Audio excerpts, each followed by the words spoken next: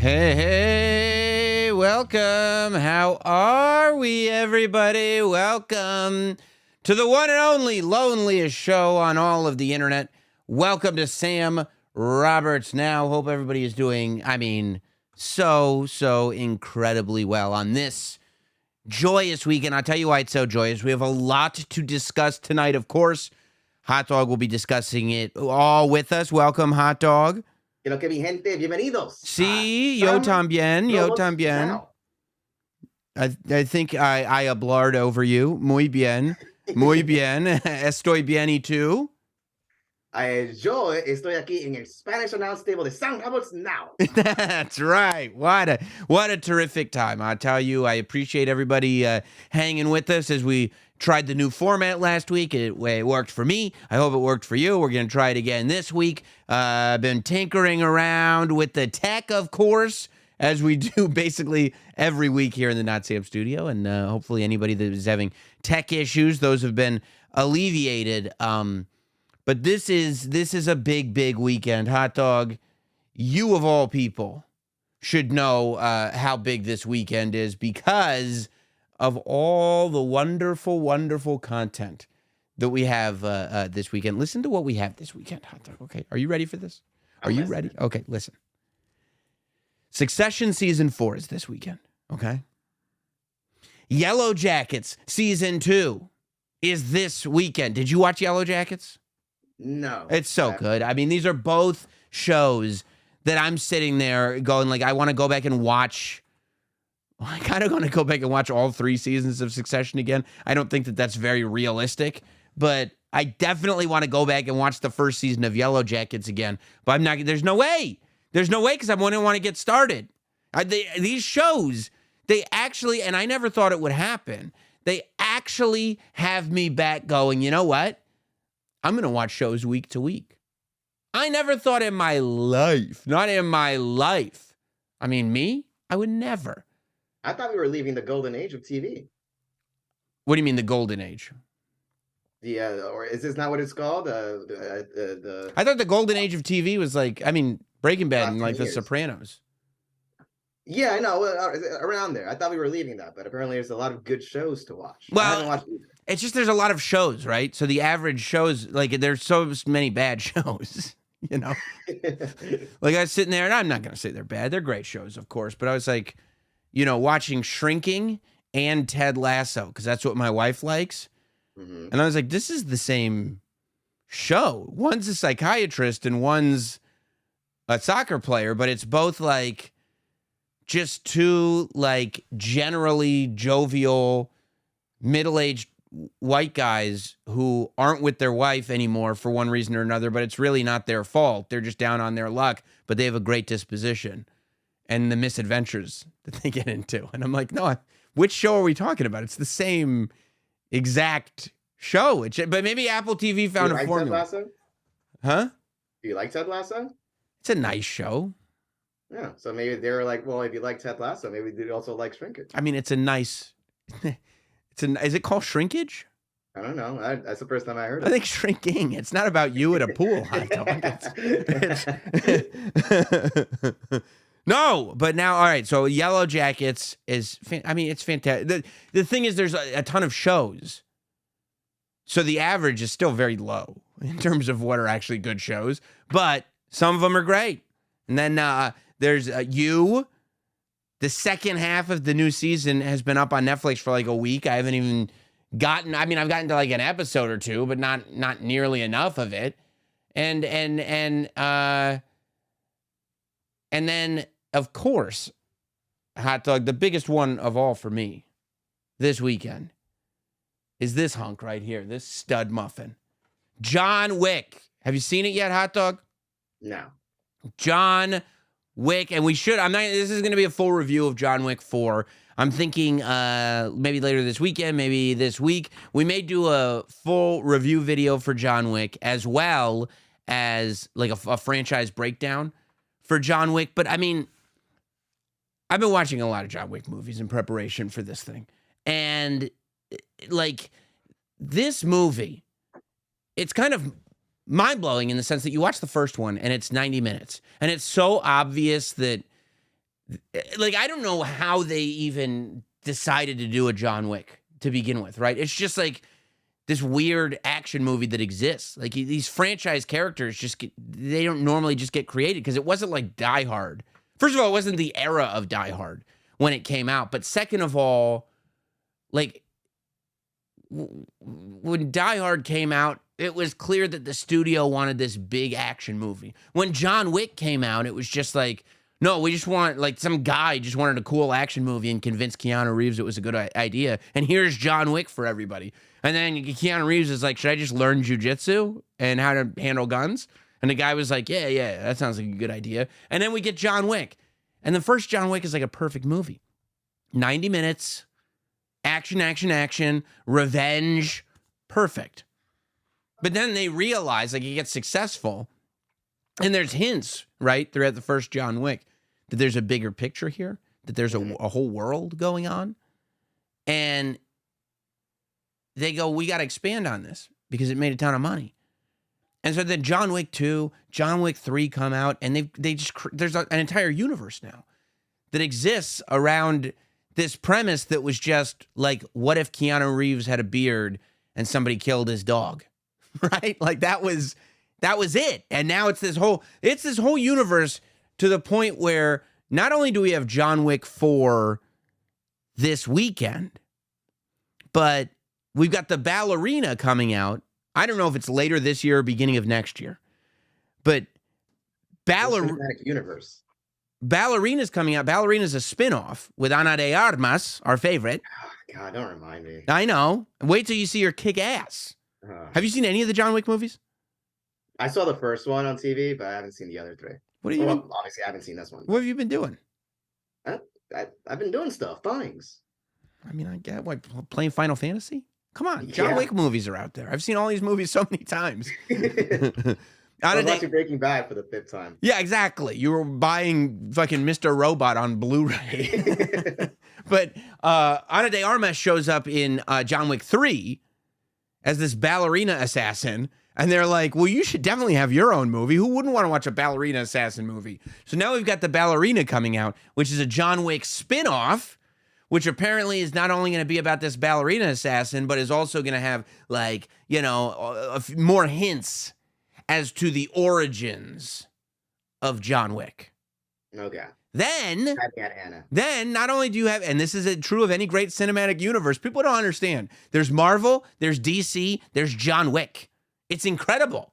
These guys who created these characters deserve more credit, because they come out, right, and they go like, okay, well, we need to kind of explain how John Wick can just kill literally hundreds of people without anybody batting an eye. Like, how do we live in a world? Can you imagine if you were watching the news and you found out that there was a guy who just looked amazing in a black suit running around killing hundreds of people on revenge missions? It would be the Oculus. Yeah, it would be remarkable. So, you know, they had to create this world in which this guy exists around this underground crime universe that has been there forever, for lack of a better term. And so, well, what do you mean this underground crime universe? And so the John Wick movies all exist around this hotel called the Continental. Hot dog. At the Continental, not only can criminals stay and put their feet up a little bit, but no business, crime, murders, let's call it what it is, no assaults or murders can happen inside the Continental. Everybody buys everything with golden coins, and everybody's kind of protected, and they know what's up. Everybody in there knows what's up. And so now we've got a John Wick prequel that's coming out. The Continental is getting its own series. Peacock is doing a Continental spin-off series, not a spin-off, a prequel, which is going to be 3 episodes, 90 minutes apiece. So it's basically a trilogy of movies at 90 minutes, but it's 3 90-minute shows on Peacock, and I think it comes out in like September.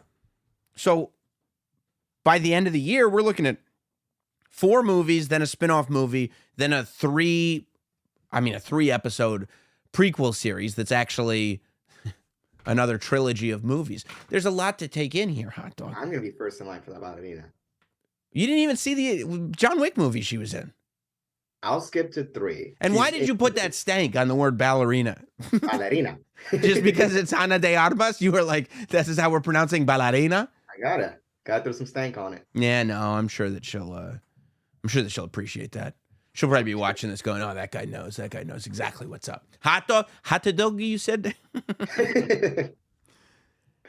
Who would have thought there was so many? This is the type of spirit I admire. Who would have thought? You said like what was it the series that you compared it to in the 90s? What series? Did I compare John Wick the to? action series, like what was the example you used? I don't know. Like the Bill and Ted's Excellent Adventure? Bruce Willis, like movies. Die Hard? Like yeah, that's what you compared it to. But right. like this is more like Taken, not more like it's more influenced by Taken, isn't it? Well, if Taken it started, I guess, in the sense that Taken is a revenge movie, and this is a revenge movie at its heart, the first one. But I mean, then the way they grow off into this international underground crime syndicate is like, so like Taken completely lost steam by the end of Taken 2. And Taken 3, they were just kicking the tires. It was like, there's still got to be something in this thing. Somehow, they made this revenge movie with Keanu, and they realized that we can put enough meat. They just kept adding meat to the bone. And usually, that's horrible. Usually, when they just start adding to it and adding to it and adding to it, you get big retcon vibes, you know? And you start going like, I don't know what this is exactly. I don't think this is what I'm looking for. This isn't what this was supposed to be. But the movies keep getting better. They keep making more money. They keep getting better reviews. Fans like them more and more. They just keep figuring out new things to put on these John Wick movies, and they work every time. So now, like Taken, even though I want to know where Liam Neeson got all these Taken skills from, you're not going to get, even Die Hard. Like, Die Hard has a ton of movies. 5 movies, I think, over the course of 20 years or whatever. But they're not good. You know, like it's fun. It's nostalgic. But they're not, like, developing anything. You get all the information you need in Die Hard 1. There's no more information. It's just Die Hard 2 is like, well, what if we did it at an airport? And they're great movies. Don't get me wrong. But you're not sitting there going like, well, what if, you know, not only was there an international crime syndicate revolving around this hotel called the Continental, but what if a lot of the homeless bums in New York City were actually an underground crime syndicate separated from the Continental? They were like, yeah, that's a good idea.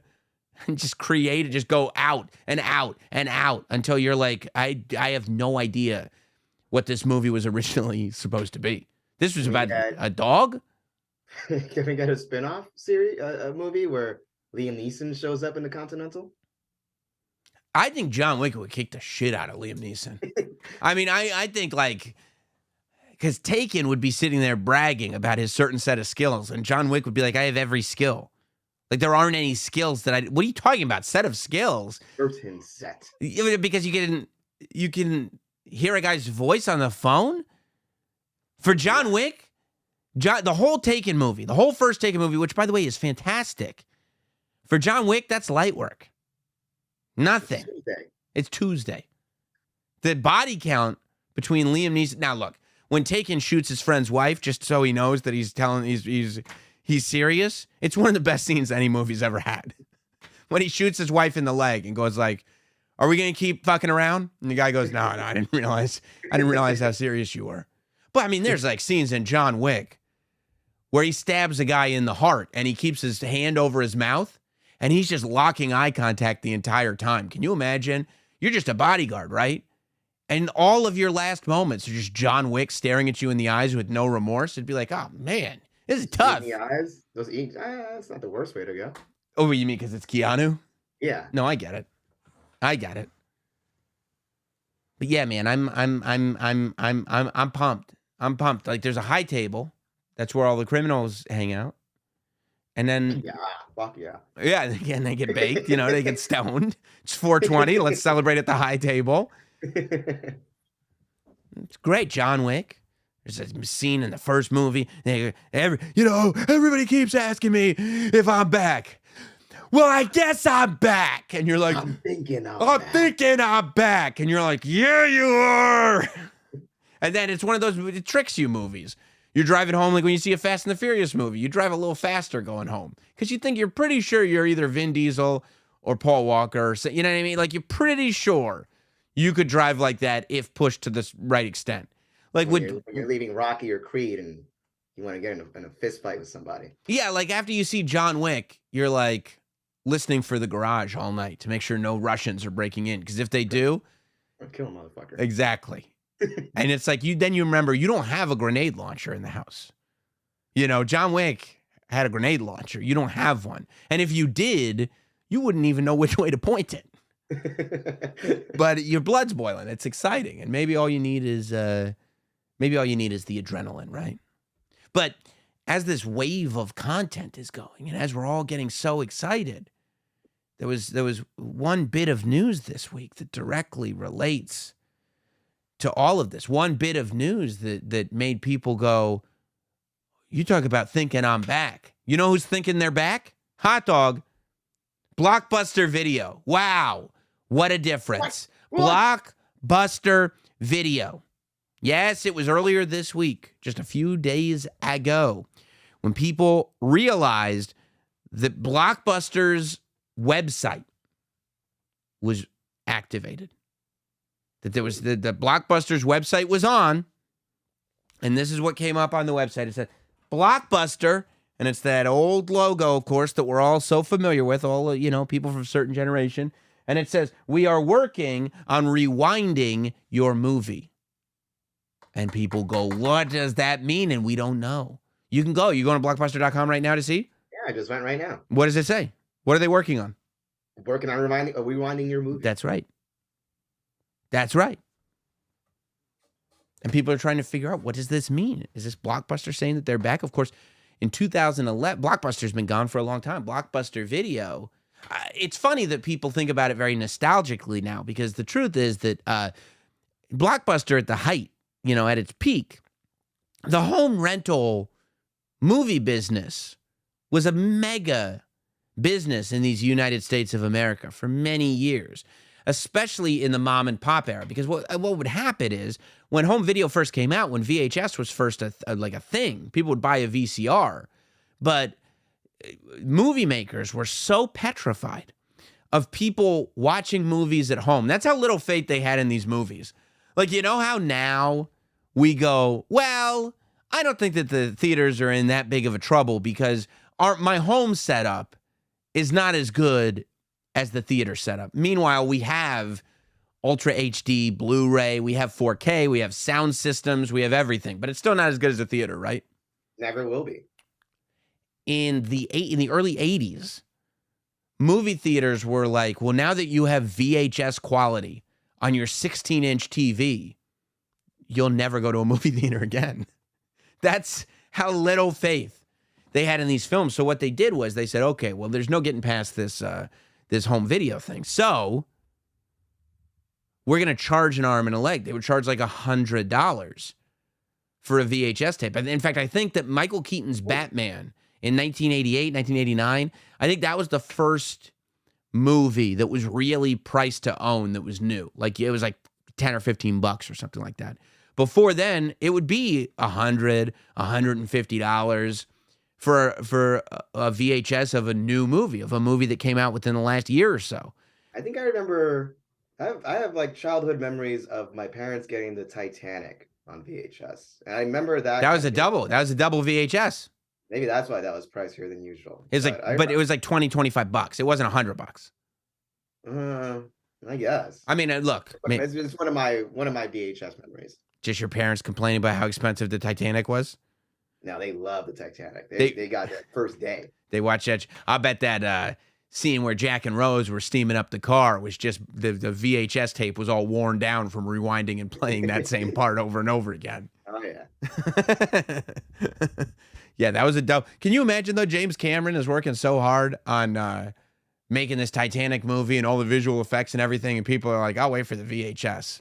What? You're not going to catch my detail? So the reason, but with all this stuff being so expensive, what happened was it gave rise to the video rental industries. Like all these mom and pop video stores came up because you couldn't afford to pay $150 to buy a copy of Caddyshack, but a video rental place would. They'd pay $150, $300, they get 2 copies of it, and then they'd rent it for $10 for the weekend, $5 for the weekend, whatever it was. Now, what happened with and this was like many families started these video rental places in their town, and there was no internet or anything, so it was just like, every town needed 2 or 3 stores, depending on the size of the town, of course. So Blockbuster came through, and they started going, look, here's what we're going to do. We're going to buy your store for pennies on the dollar or open next door. Up to you. Very mafioso. And these mom and pop shops were like, what? So so Blockbuster did, it wasn't great. It's not the roses that everybody thinks it is. Blockbuster did go through and just level the mom and pop home video industry. And then it also made it really difficult for independent movies to get onto shelves because instead of just convincing a mom and pop place to stock your movie, now you've got to go to Blockbuster HQ and they've got to distribute it to all their stores and everything. But whatever, they held this stranglehold over home videos. Now, that said, growing up, we're not really interested in corporate espionage. We don't know anything about all this stuff going on, right? So years old. Right. So we're sitting there, we remember the blue shirts. We remember all the new releases. We remember getting there too late, and it would be 15 copies of Titanic or whatever movie we're talking about, and they were all sold out because you got there on Friday, you got in there Thursday night to stock up, putting the VHS tape through the slot, finding all those fines on your Blockbuster card. No, you can't rent this movie because you got $15 in outstanding fines. It smelled like popcorn. They were selling movie candy there. We all remember.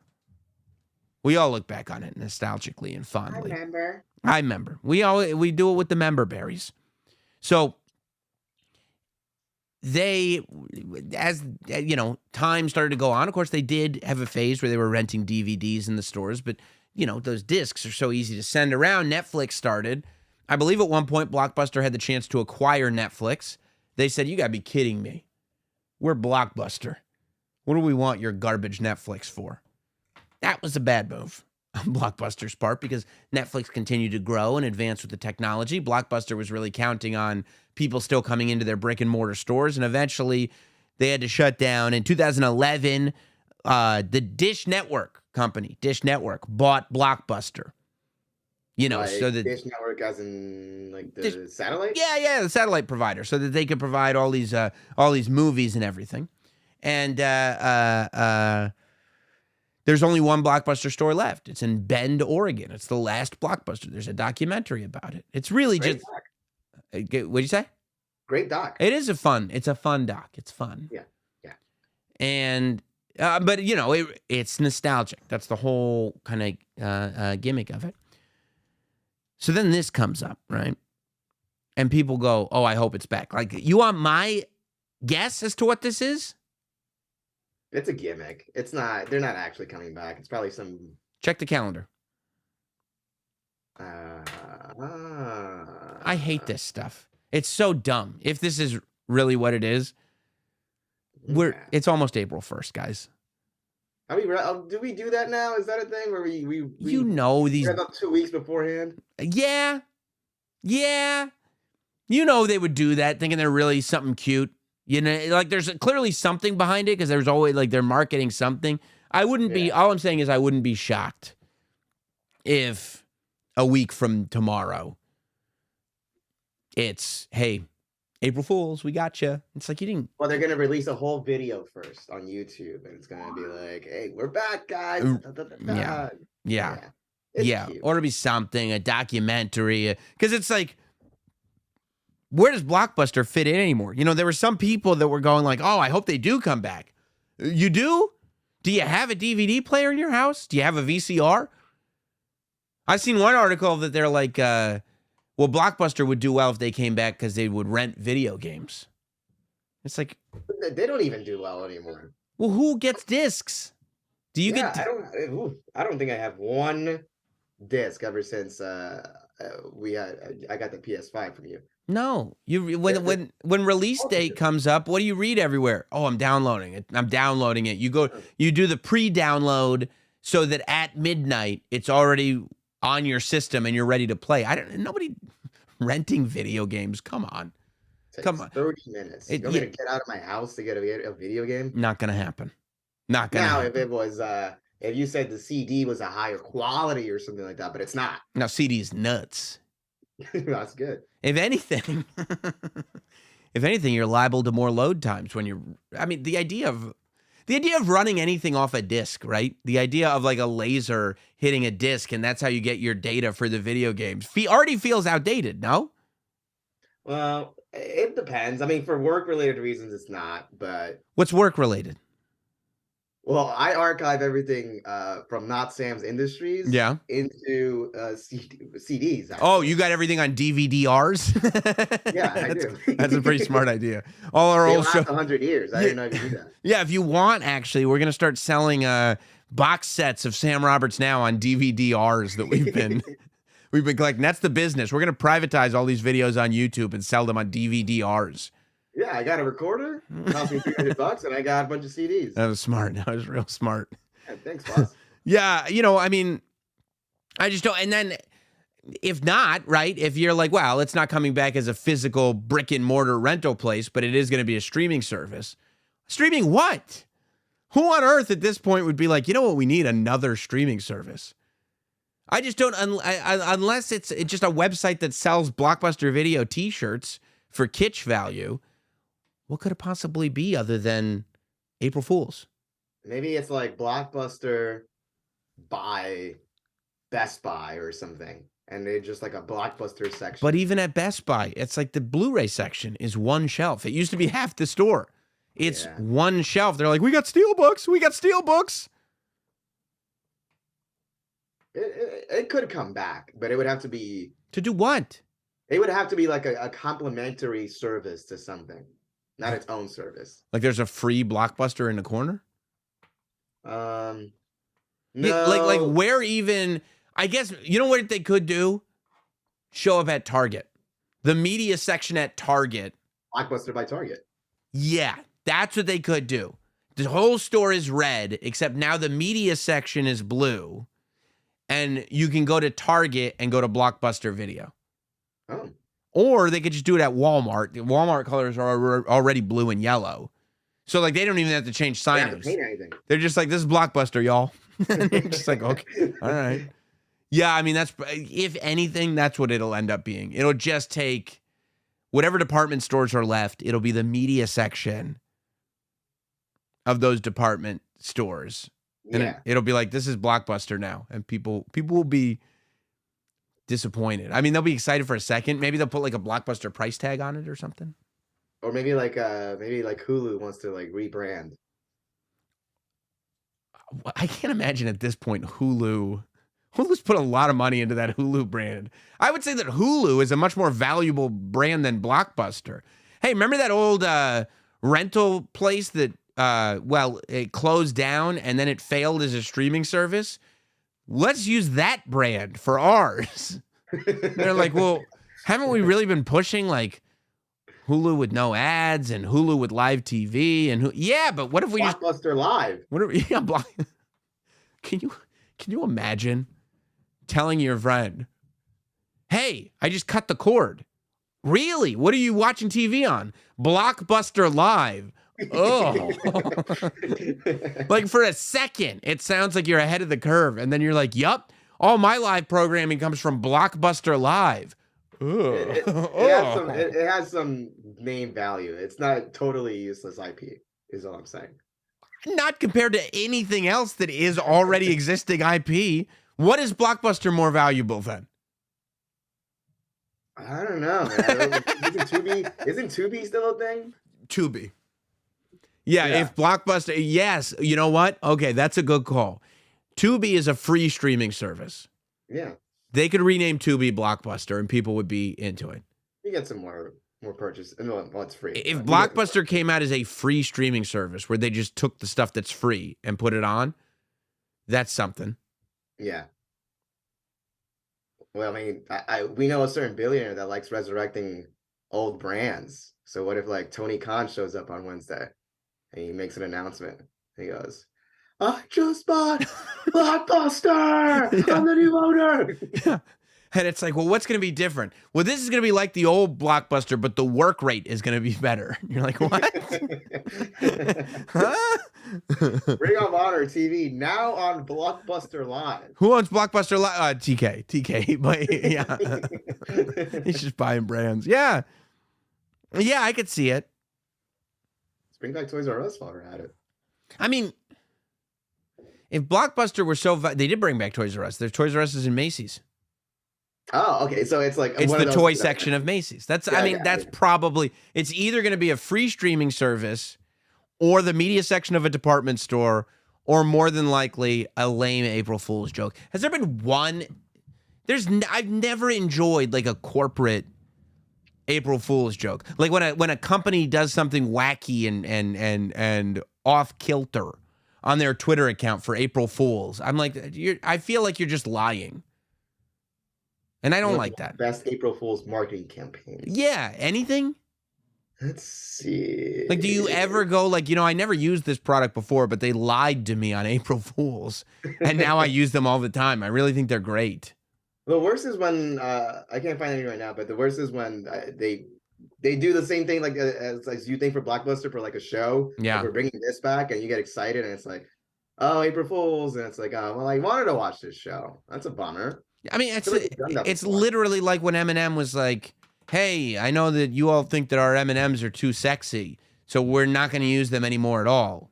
And it's like, I think they're just lying for a Super Bowl commercial. And they're like, no, we're telling the truth. And then the Super Bowl commercial comes on, and it's like, no, they were lying. I mean, it was just for the Super Bowl commercial. Got you, though. No, I told you I thought you were lying. You said you weren't lying. You lied about lying. That doesn't mean you got me.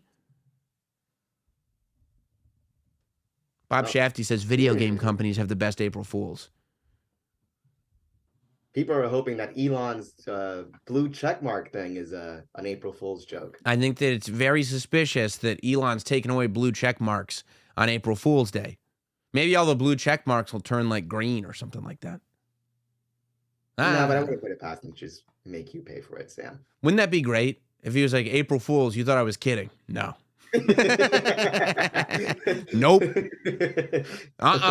Give me that $8. I'm here for my $8, please. Thank you. What are you gonna do, Sam? I can't see myself getting verified for $8. Because I tell you why. Because anytime a bad tweet goes out, you look at the replies, and the first reply is a screenshot of this user is verified because they pay for Twitter Blue. Every time. And every time I look at that and I go, got him. Yeah, but now that everyone is going to be in that group, you can't really make fun of anyone that has a blue check mark anymore. You kind of have to make fun of everybody that has a blue check mark if that's the case. Yeah. Like what? I guess you could just pull a Barstool Presidente and just kind of be like, yeah, fuck this. He doesn't have a blue check mark? He's never had a blue check mark. He takes it as a, badge of honor. That's right. I'll be anti-elitist. Exactly. Yeah. No, I can't see paying for a blue check mark at this point. I mean, it's me. Trust me. Jim will probably buy one for you, just to support. Well, it's been free for a long time. It's a good value. You know what could be streaming on Blockbuster? This week, the trailer dropped for the latest from our favorite filmmaker, Tommy Wiseau. Now, Tommy Wiseau, of course, gave us The Room. If you were checking the channel, if you subscribed to the channel, you would know already that I interviewed Greg Sestero. By the way, Notsam Miguel says Sam would rather spend $1,000 on another man's shirt than $8 on Twitter Blue. That's true. That's true. See, there it is, right over there. That's Mick Foley's shirt. Mick Foley will get my money for his shirt quicker than anybody gets my money for the verified. That's at least 10. Unless, if they put the blue check mark at WrestleMania, maybe, but other than that, I don't see it. Big movie news while we're talking movies. Tommy Wiseau who is the writer-director of the film The Room, starring Greg Sestero. Of course, we interviewed Greg Sestero, posted the interview this week here on the Not Sam channel after tonight's show. You can check it out. He talks about the Bob Odenkirk remake. He talks about everything. It's great. It's a great interview. Love the guy. But I didn't know this hadn't dropped. This didn't drop until this week after the interview. Tommy Wiseau is back, hot dog. Tommy Wiseau is not done filmmaking just yet. Just when you thought you had Tommy Wiseau counted out, he is back with a vengeance. Back. Yeah. Now, Tommy Wiseau, this is technically the first film that he has written, directed since 2003's The Room. He did create a sitcom that was picked up by Hulu called The Neighbors. It didn't really do much. I think Hulu just kind of... Tommy Wiseau? The Neighbors. Yeah, I mean, Tommy Wiseau was in it. I don't think you're thinking of the same thing. It's not Seth Rogen's film, The Neighbors. It's like a sitcom called The Neighbors that feels very Tommy Wiseau. It's not... Okay. I don't think... You weren't thinking of this, were you? No. So, he did The Neighbors. He acted. Greg Sestero has made a couple of films, and Tommy Wiseau acted in those films. Best Friends. But this is the first time that Tommy Wiseau has taken pen to paper and gone behind the camera to give us a movie since The Room, which has been declared by some the worst movie of all time. I think that's a little unfair, but I don't know. This dropped on Tommy Wiseau's YouTube channel. This is the trailer for the newest film from Wiseau Films, Big Shark. Oh, yeah. Okay, boys, I'm the referee. Who's ready for a fight? Nice. You two, what's your name? I like that. He's got a bow tie on and everything. He says, I'm the referee, because he's the referee. You know, it's good. Jimmy, what's your name? Tony. I want a good, clean fight. Ready? Go. I mean, this looks like sparring practice. I can't say, this doesn't look necessarily like you'd need a referee and somebody saying, I want a good, clean fight. Does Tommy Wiseau know that technology has improved in the last 20 years? Meaning? The graphics and the camera look very, very I don't think so. 2000-ish. Well, he bought the equipment for The Room instead of renting it. So it could be. He purchased it. So he may be looking to get his money out of it. That would make sense to me.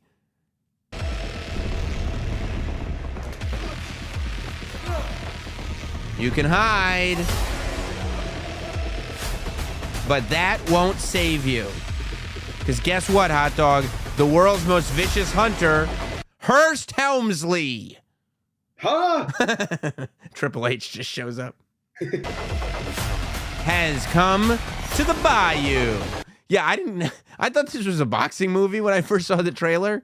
I also didn't get any New Orleans vibe from this at all. But you know, that's where Tommy is born and raised. New Orleans. He knows a thing or two. That's where that accent comes from.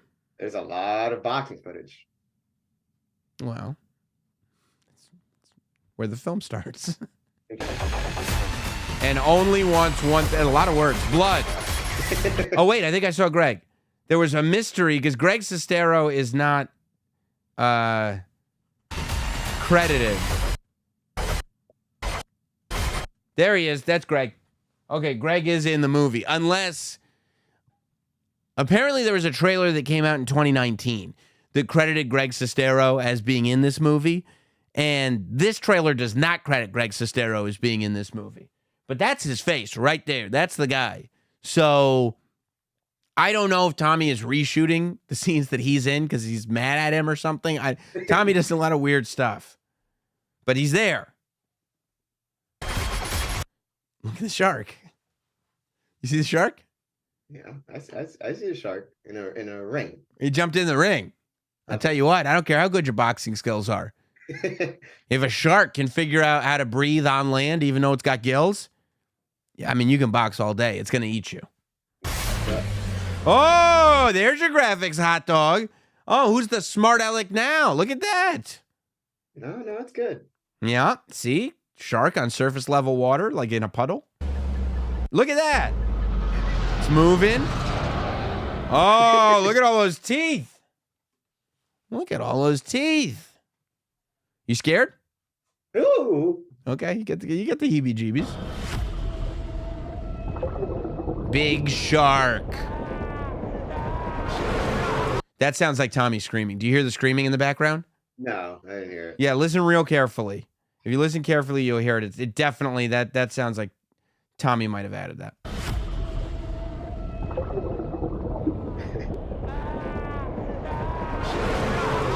That was it. The mix isn't great, but... And you might wonder, too, it says coming soon. But you can see as well as I can. I can't hide anything from you guys. You're too smart for that. The thing's not done. It's halfway through the trailer. Not even halfway through this trailer. Well, that was a minute. Okay. By the way, hang on one sec. This is hilarious. It says copyright 2019 to 2022. Trailer just dropped. It's 2023. And then it says no animals were harmed in the making of this film. Oh, for you. Because we would be worried otherwise. Like, what about the poor shark? But you can see, there's so much. See, there. What is this now? Love is blind. What? What is this? Love is dangerous. What? Huh? Love is blind. Love is blind. Love is dangerous? Love is awesome. Oh, love is awesome. Love is awesome. It Is says, he hawking like some fucking underwear right now? see, it says Tommy on the underwear. You ever see? Wiseau, not Hilfiger. No, this is Tommy Wiseau gear. Yeah, no, this is Tommy Wiseau selling his underpants at the back end of this trailer. Yeah. Look, you see, it says Wiseau right here. Wiseau. But he's gonna get sued because I feel like that's kind of like very close to Tommy Hilfiger's font. Wow, sue his mom then for naming him Tommy. Like they're both named Tommy. That doesn't seem, that's a pretty generic font. And that's how we Very all, close to- also, that's how we all still wear our pants in 2023. I mean, that's just a thing. Tommy Wiseau. See, you might have gotten confused because you saw the basketball, right? See, Tommy, right? Right here, Tommy Wiseau. What'd you think it said? This is like the underwear that my mom would get when we couldn't afford the actual Hilfiger. I got you Tommy's. And you're like, oh, what? Mom! Yeah, this is can you imagine if you're changing in gym class and you got Tommy Wiseau's on under? It's 1999 and you're rocking the Tommy Wiseau's. Oof. Very homoerotic. Twunderwear. Oh, I get it. TW underwear. Twunderwear. Tommy Wiseau underwear. See, No, I'll move it my doesn't big roll off head. the tongue. Twunderwear. It does not roll off the tongue. You don't think so? No, I mean there's more. I see the red bar. What, Oh, yeah. What else is he throwing at it? Oh, designed by Tommy Wiseau. That would explain the name. You were probably wondering why did another designer put Tommy's name on this underwear? It's designed by Tommy Wiseau. Well, there's one less surprise. Yeah. Mystery solved. See, and then the website. Wait, this says Freedom Jeans. That says Freedom Jeans USA? No, it's Street Fashions USA. Fashions USA. But that says Freedom Jeans. So I guess that's another brand. Tommy's good at branding, dude. That's what I've noticed about that. Tommy's very good at branding. Tommy edit all of his things. Hmm? I get the idea that he edits like everything. Yeah, here. He's a filmmaker. Yeah, but this is like very like. But if you're an like- experienced filmmaker, it'd be like Gordon Ramsay hiring a chef. Like, why would you do that? Just make your own lunch. You're Gordon Ramsay. Or no, it'd be like Gordon Ramsay catching his own food. What do you mean? He's an editor. This is what Tommy does. Yeah, he hasn't open premiere in 20 years. This is very amateurish for such an esteemed filmmaker. I don't see that.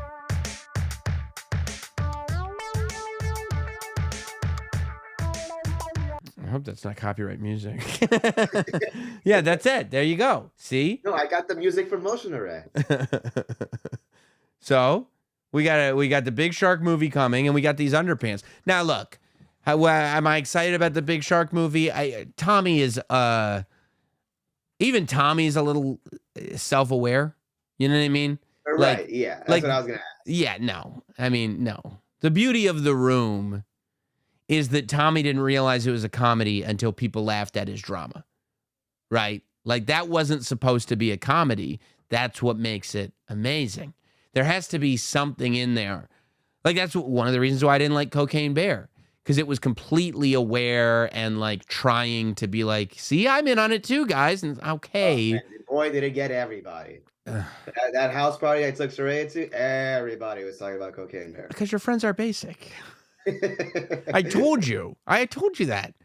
Like, you know, there has to be some semblance of, no, I just wanted to make a movie and this was what my instincts told me to do. But does it anger you that they think the way you look at The Room, or other people look at The Room, and they think it's the same as the way that they look at Cocaine Bear? No, it doesn't. So you can describe it. You can describe The Room to them, and then they're going to be like, oh, like Cocaine Bear. I mean, that's 100% right. As soon as I saw it, I think I told you that. As soon as I saw it, I knew that that's what the reaction was going to be. But it doesn't anger me. It's just like, but I do judge. You know what I mean? Like, it is one of those, like, gotcha, moving on. I understand where we're at now. Type of, that's it. That's a make or break. It's a total make or break. You know, if I'm meeting somebody for the first time and they go like, oh, like weird movies like Cocaine Bear, I'd go like, okay, yeah. You gotta watch this movie. It's so bad, it's good. The Cocaine Bear. No, it's not. It's the ambulance scene is good. That's it. It's a fun. The ambulance scene is great. That's it. But yeah, so like Tommy, like I worry that he's, you know, kind of trying to make a bad movie now. Which I want to see Tommy just make a movie.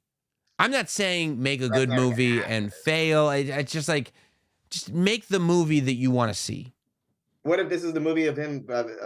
You said he begrudgingly accepted that the fact that The Room is a comedy. Yes. But I mean, this could be him coming at bat again and being like, no, this one's going to be real. There's no way. There's a shark. In a ring. In a boxing ring. There's no way. I even wonder, like, you know, Tommy's credited as being the writer-director on this thing. It's probably Elizabeth Banks. That's right. Like, is there some guy that's kind of gotten a hold of Tommy and like, you know, cashing in on the Tommy Wiseau business? I don't like that stuff. Well, at least you know the underwear is legit. I love the underwear commercial. That's my favorite part of the trailer is the underwear commercial, because I know that Tommy was like, oh, I know what I'll do. A lot of people are watching this trailer. So he thinks there's money in the underwear still. Like that's where he thinks the money is. He's going to attach an underwear commercial that is also, it's the same, it's a minute. The trailer's only a minute, and he's attaching another, a minute-long commercial for his underwear onto the back of this trailer and going like, no, we're going to, you know, people are going to stick around for the whole minute. Like, this is, you know how bad that is for retention on YouTube? to like you're begging people to click off your video, just begging them. Are you excited to get some Wiseaus though? I would get the underwear before I saw the movie, for sure. For sure. I have ordered from Tommy before, and it's hit and miss. It takes a long time because I ordered some ties from the movie The Room. Like some ties, and Tommy's on them. He says, "You're tearing me apart, Lisa. They're great." But he sent me one too many. Like I ordered 3, he sent me 4. They took months. I mean, months and months and months. And sometimes people don't even get the stuff they order. It's just Tommy. Tommy's fulfilling. He doesn't have fulfillment. Like, it's not some bigger company. Like, you know who sells The Room on Blu-ray? Tommy Wiseau. That's it. Just Tommy. Like, it's not where you can get The Room streaming? TheRoom.com? Nowhere. It's not streaming anywhere.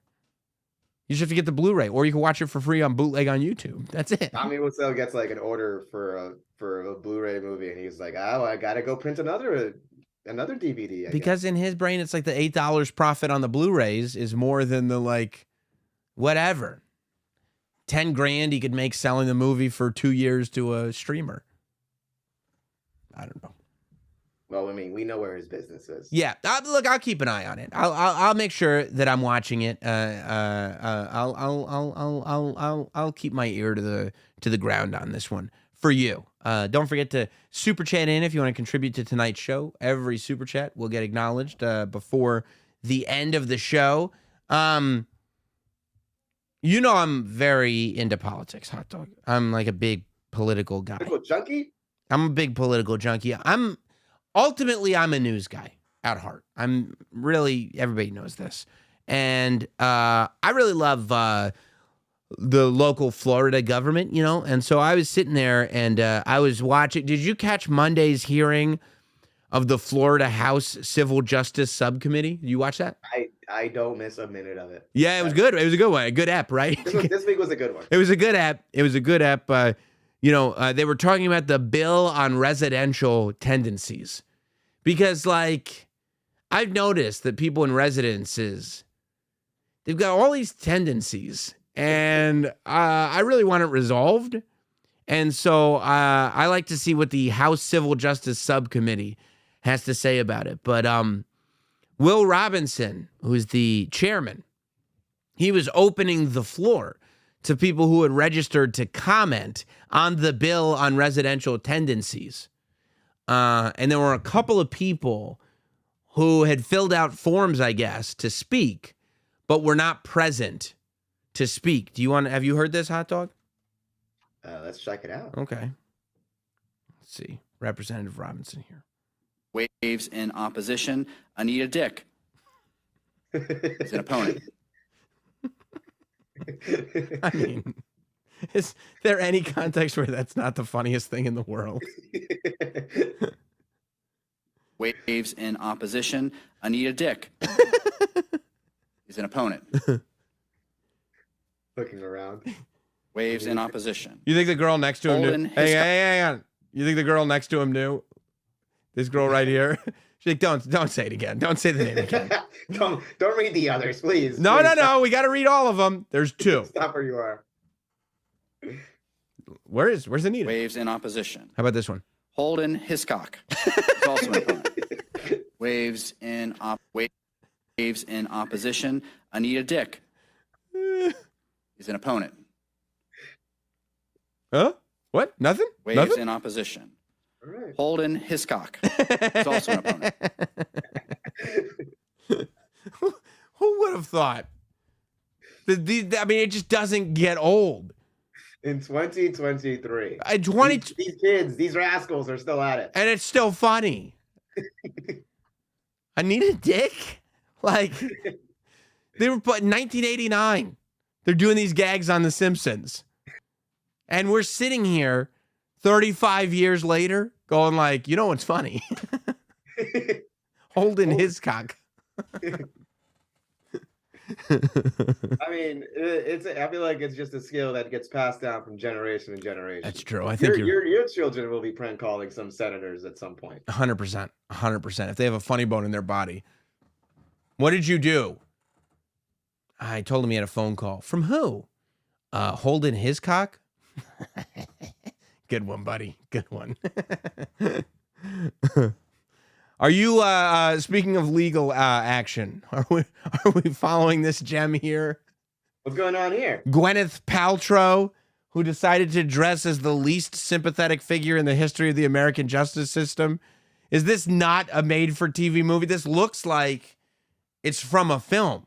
Like, this looks like it's, what, I would say, what do you think, 1987? It looks like 1987, Florida, and she clearly murdered her husband, is what this character looks like. Like, if you want to go to a jury, first of all, I will tell you what Gwyneth Paltrow is guilty of: stealing Chris DiStefano's sunglasses. You want to know what happened to Chrissy D's glasses? You go to this courtroom and you talk to Gwyneth Paltrow. I feel like any psychopath that pulls up to court with those glasses And a turtleneck sweater. There is nothing sympathetic about a turtleneck sweater. And I don't know why. People think this, too. People I feel like are starting to think that turtlenecks are actually kind of cool. They're not.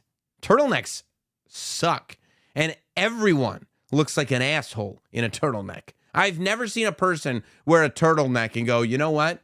A turtleneck suits you, unless they're an asshole. If I come up to you and I go, yeah, I think a turtleneck is your look, no, I'm insulting you. You know what? I'm not going to lie. I was thinking about getting some turtlenecks. And you know what? Actually, now that you mention it, you would look like a turtleneck would suit you. No, well, you just they're assholes. I don't think that would suit me at all. I was thinking about it. What about Steve Jobs? That was a mock turtleneck. That was different. What's the difference? A mock turtleneck only goes up to like here. Steve would go up to like here, not up to here. Yeah, no, I wouldn't go full turtleneck. You go mock turtleneck, and would you tuck it into like jeans, mom jeans? It'd be great if you started, hot dog, if you started walking around just dressed like Steve Jobs all the time, I would kind of think you were the shit. I would be like, that's a funny thing to do. And then people would be like, why you... That'd be like my brand. Yeah, you dress like Steve Jobs, and then people would be like, why you dress like Steve Jobs? And you'd go, what? And you'd put on a fanny pack, and you'd go, this is The Rock. Yeah, I'm just like me. Yeah. So Gwyneth Paltrow, this is not a character from a film. This is her real life. This is what she wore to court. You didn't know Gwyneth Paltrow's in court right now? What is she getting sued for like some crypto stuff? No. This is even better. This is old school rich nonsense, not new school rich nonsense. This is old school rich nonsense. She's being sued for $300,000 over a skiing crash. Oh. In 2016, she's accused, hot dog, a retired optometrist says that in 2016, Gwyneth Paltrow was skiing out of control, he says, on a beginner's slope, and she crashed into him. He says it caused brain damage. He might have said a concussion, I don't know, but he said brain damage and 4 broken ribs, and he wants $300,000 from her. That's fair. That's a lot of damage. Well, and he says that she hit and run, which is hilarious when you're on skis. He says she crashed into him, and then she just picked up those poles and went on. See you later, sucker. That doesn't count. So long, clumsy. Yeah, he's saying it's a hit and run. Now, Gwyneth Paltrow is countersuing for $1 plus legal fees, I think, and because she's saying that it's his fault that they crashed on the ski slope. So, hot dog, Gwyneth Paltrow. You want to know what our justice system is up to here in America? Gwyneth Paltrow and a retired optometrist are in court right now arguing over who crashed into who on the ski slopes. You can't write it. It's just brilliant. One of the big keys, and I see you're wondering about the hit and run thing. You're saying that's not a real hit and run? No, it's not. Well, one of the keys to this case, I've been watching coverage of this case, so I know. One of the keys, because they're also airing, like they're televising the case. So the YouTube channel that was running the Murdaugh case last week. True Law and Crime. Yeah, it's covering the Gwyneth Paltrow case now. The rules of the slopes, hot dog. People, that's like a key to this case. Didn't you know the rules of the slopes? Well, haven't you been skiing before? Don't you think you should know the rules of the slopes? I guess there are just general, not specifically the rules of this skiing establishment, but I guess there are just general ski slope rules that you're that you're supposed to know if you're going to be on these slopes. And so Gwyneth Paltrow, believe it or not, hot dog, today took the stand.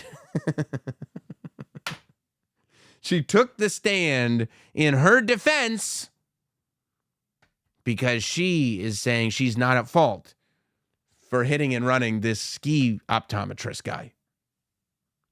You want to hear her? Let's hear it. Yeah. Fantastic. So as an intermediate skier, would you say that you've skied enough to at least be familiar with the rules of skiing. You should know the rules. The rules of skiing. I mean, you're intermediate. I feel that's a little intermediate is not the most flattering word. It's not the way you want to be described. Well, you don't want to be called an expert if you're in a civil suit. That's true. Take the insult. And go like, yeah, I'm sure.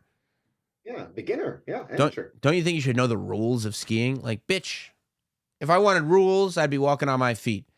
The only reason we ski is because when you're sliding down those slopes, there are no rules. Oh, really? That wouldn't be the case. Is that why you ran over this optometrist? No.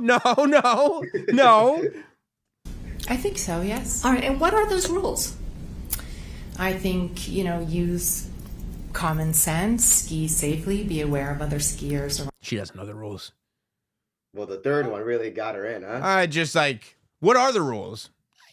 Just general skiing, just kind of stay on your skis, kind of.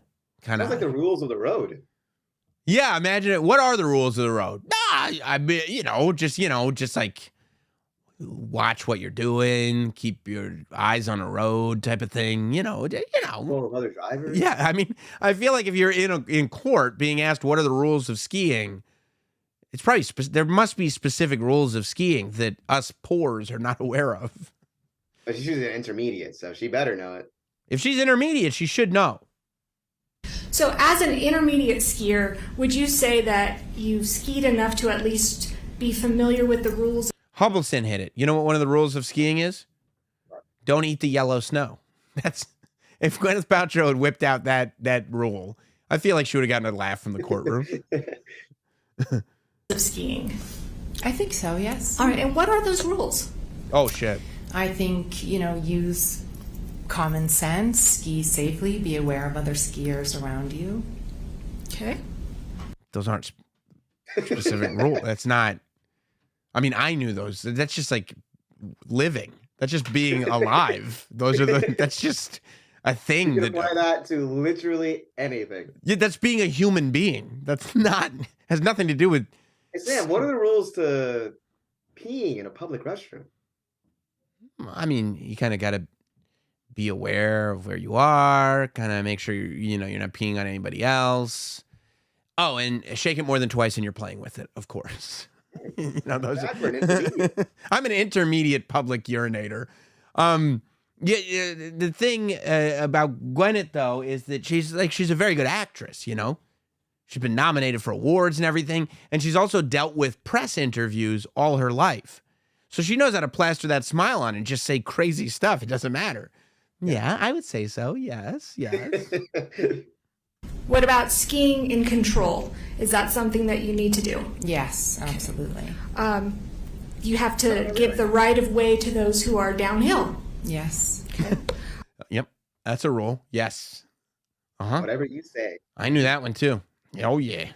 Oh, you wanted me to keep going because I was going to say that. The specific rules. Yeah. Oh, okay. I see what you're saying. Go on. No, you go on. I don't want to interrupt. No, go on. Have you ever worked in a media company before? Yeah. Oh, where? Which media companies? Oh, you want to know which companies? Like different media? Yeah, different media companies. Yeah. Like which one, for example? What? You also have certain responsibilities if you're in a collision. Is that fair? Yes, which I learned more about post the collision. I bet. You've probably been hit over the head with I bet.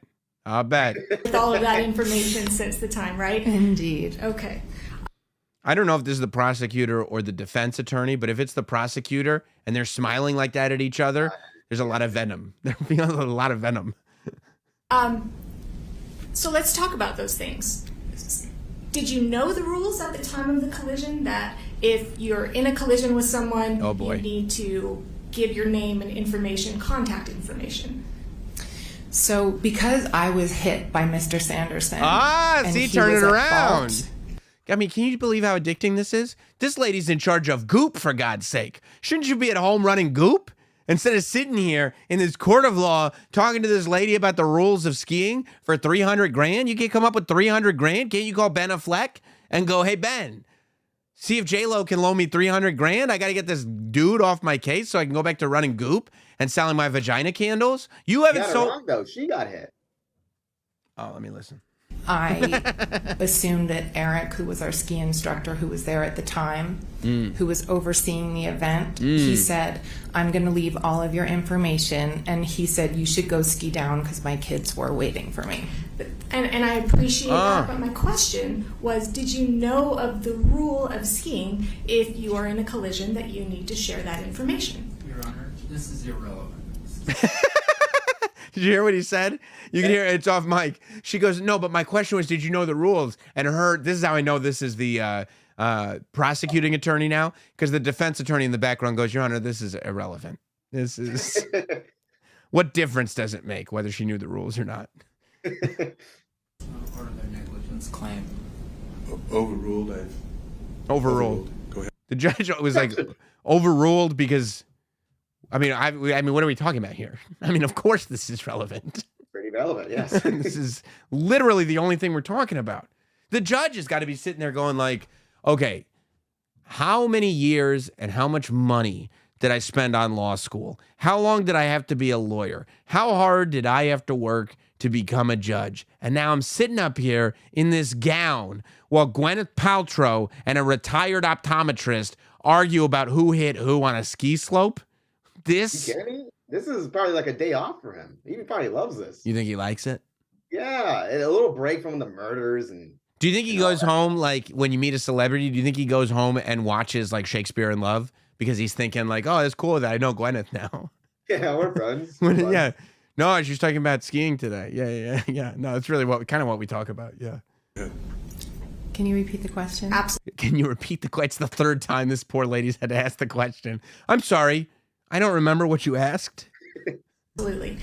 At the time of the collision, were you aware of the rule? By the way, I want to find out which courtroom this is in because we got some empty seats, and I want to go. Yeah, we can feel it. I want to go. I want to definitely go. Would you check this out live? Is it in LA? I don't know. Oh, if it's in LA, you want to go during WrestleMania? We'll stop by, yeah. Okay, yeah, because we're doing Notsam Mania on Wednesday, but that's at night. Maybe during the day we see if Gwyneth's still up there. That if you're in a collision, you need to share your name, your contact information with the person that you're involved in a collision with. She's thinking about it like, it's the third time she's asked the question. You got to know the answer by now. Don't think I was aware of the rule. Okay. Were you aware that there is kind of a rule of common decency to do that? See, that's a good lawyer question. I did not have the common decency. Because it's like either you were aware and you didn't do it, or you're not a decent human being. Which one is it, Gwyneth? By the way, View from Above or View from Up Top or whatever that movie was sucked. What do you think, Gwyneth? Go ahead. Go ahead. You still like skiing? Go ahead. She's just sitting there playing Coldplay. And it was all yellow. Do you know this guy? Yeah, he's my ex-husband. Yeah. Well, I don't know why you're playing this. I just like Coldplay. Anyway, did you know that you have to exchange information or are you just a piece of shit? Go on, Gwyneth. Which one? If it's one or the other, did you exchange information or you human excrement? Can you repeat the question? I'm going to play clocks while I wait. Would not have left the scene without leaving my information, and my information was left. Did you provide that information? No, Eric Christensen, who was the ski instructor. Here's the answer. Do you know who I am? I'm not just running around giving everybody my phone number. I'm Gwyneth Paltrow. You think I want that information out there? You think I want some retired optometrist who's skiing into me to know how to get in touch with me? Never. Never. Picture that. I would never. It would be better. He skied into me, okay? I'm not trying to give him my number. I was in Shakespeare in Love. My mother is Blythe Danner. I'm Gwyneth Paltrow, and I run Goop. I'm Also, not giving out my number. Are these skiing rules the law of the land? Can my handler just handle this? That's what what he's she there did. for. He's my handler. I give it to my handler. In case you didn't know, lady, I'm a famous celebrity. That's what I would have done. Case dismissed. Yeah. Hey, lady, why the fuck do you think I was skiing? I'm a famous celebrity. I'm super rich. Other people do my shit for me. Okay? I'm gonna get this fucking creep my number. Do I have to mention it again? Mention Shakespeare in Love. Instructor with us said he would. I wonder if they're going to call Blythe Danner to the stand. It's her mom, famous actress. She's in Meet the Fockers. What would be? She's Gwyneth Paltrow's mom. Just to show, like, clearly we're very famous. We're not just handing out our number. Testimony kind of thing. Right. We're very famous. Like, you want my number? Too bad. I'm super famous. I don't want you calling me. It'll be on Reddit. I can't have that. Leave all the information. You don't know if he did or did not, though, do you? You weren't there when he did. Well, subsequently, I know that he did. I'm not asking that. I'm asking when you were there at the collision, you didn't ensure that it was given. You weren't there when it was given. I was not there when it was given. He said he got it. He said he got it. But he got it, though. You know how I know he got it? Because he called me on the phone. I'm Gwyneth Paltrow. I went down the hill. I said, you got it? He said, I got it. Yeah. Cool. Got you, fam. All right, good. Hey, I'm going to ski down here. And she said it, too. My kids were at the bottom of that hill, lady. I'm not standing up there with some retired optometrist who got brain damage while my kids are waiting for me. I would have gotten an attitude if she said that. Well, did you know at the moment? I was like, my man said he good. All right. And it's also, I think you even admitted in your deposition that it's the rule of common decency to make sure that everybody's okay, exchange information, and to follow those skiing rules. Is that fair? Yeah. Okay. All right. So let's talk about that day. So they go. I mean, it goes on. We could do this all night long. But like, yeah, I'm kind of obsessed. For commoners. I'm kind of obsessed watching Gwyneth Paltrow and the optometrist argue about skiing. I just think it's like, this is insane. There's so much time being devoted to it. It's days and days and days to rules that aren't even like the law. Plus, it's like, I mean, if the guy's asking for $300,000, like, how much money would it just be to settle? Give him $100,000 and then go back to Goop, right? Yeah, that's why. I mean, sometimes you take a case because fuck this guy. I mean, I think that's what that is. Give him $100,000 and a signed copy. I guess he gets nothing. He gets nothing. Yeah, but he gets days of your life. It's fine. He's going to show his ass. Because I let my man handle this. My man had got this. All right. If you want to contribute to tonight's show, super chat in. Every super chat will be read. And I appreciate those of you that are watching live. Those of you that are not watching live, I appreciate you as well. Don't forget to leave a comment. Hit like on the vid, man. Don't forget to hit like on the vid. You got to hit like on the vid. Did you hit like on a vid? Help the algo. Yeah, let the algo know. That's what our t-shirt should say. You guys make money. Sam Roberts now. Let the algo know. So dumb, this whole thing. Six Crow, thank you for the contribution. Bowley Fan 1, F. Mary Kill, Angie, Travis's mom, or Paul Hargis. Hot Dog, I'm going to throw that over to you. Well, there's still a possibility that Travis could rekindle his relationship with his mom, and I don't want to get rid of her. So I'm going to sleep with her. I am going to marry Paul, and I am going to kill Angie. And that's only because of rule of elimination. No, I get that. No offense to Angie. It's just, what other option was there at that point? There's no options. Yeah, you're right. PHWOFL, Sam. I was listening to an old O&A show. Do you remember eating head cheese? Any of that chance of that appearing on an upcoming season of Annoying Eater?